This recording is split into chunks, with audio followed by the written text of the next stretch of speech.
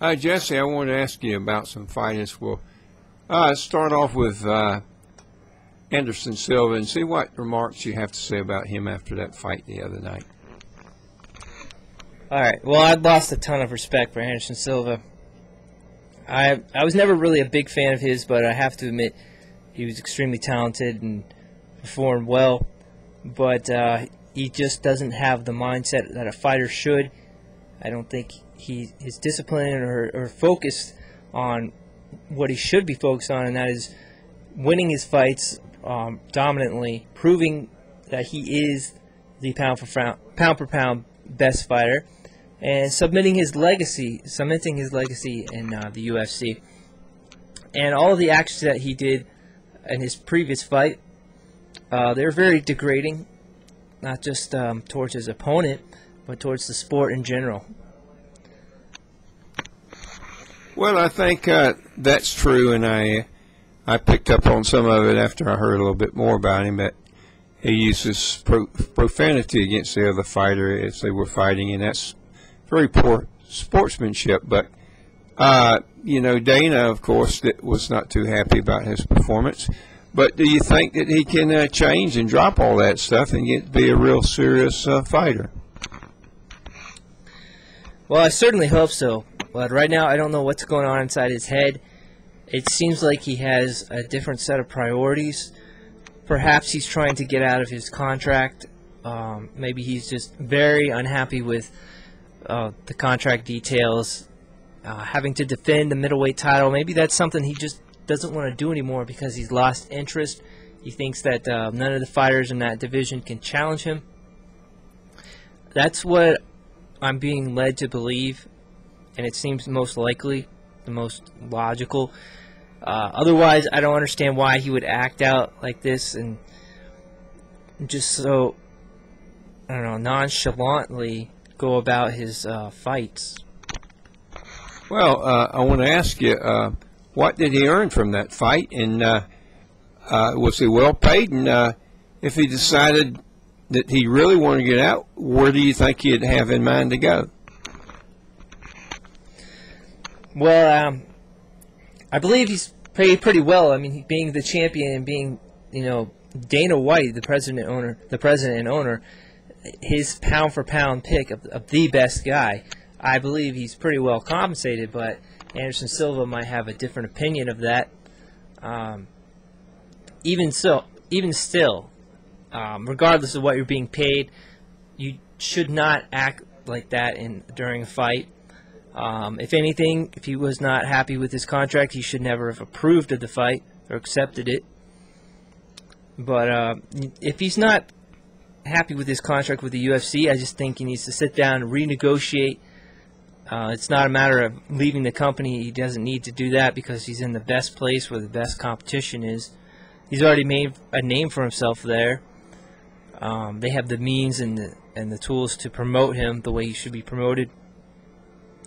But what I'd really want to see happen is for him to vacate the middleweight title and move on to heavyweight.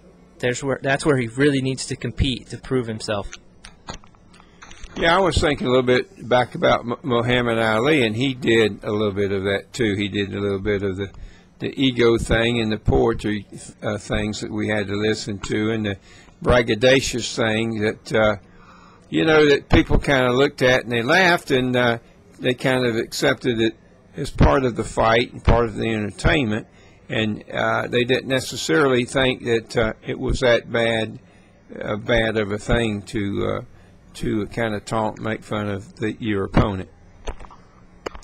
Well, to me, that's completely different. What Muhammad Ali did was during interviews, he would be very poetic and colorful with his words, very arrogant, and that's all fine as long as you can back it up in the ring. Once you get in there and you're actually competing, you need to go full throttle and give it all you got against your opponent. What Anderson Silva did is show that he cared less about his opponent or winning the fight. All he wanted to do was look pretty. It seemed like he wanted to make himself out to be some kind of superstar, and winning was just not his priority. If it was his priority, he would have finish the fight in the first minute and a half. But clearly, he didn't do that. Yeah, I might be in a little bit of disagreement because I really don't think that he actually was certain that he could win that fight in the early rounds. I think he used the caution because he knew he was with a good fighter. I think he certainly had the power and the ability to win it in the early rounds, but whenever you attack the opponent, you go after him and you swing, you're opening yourself up.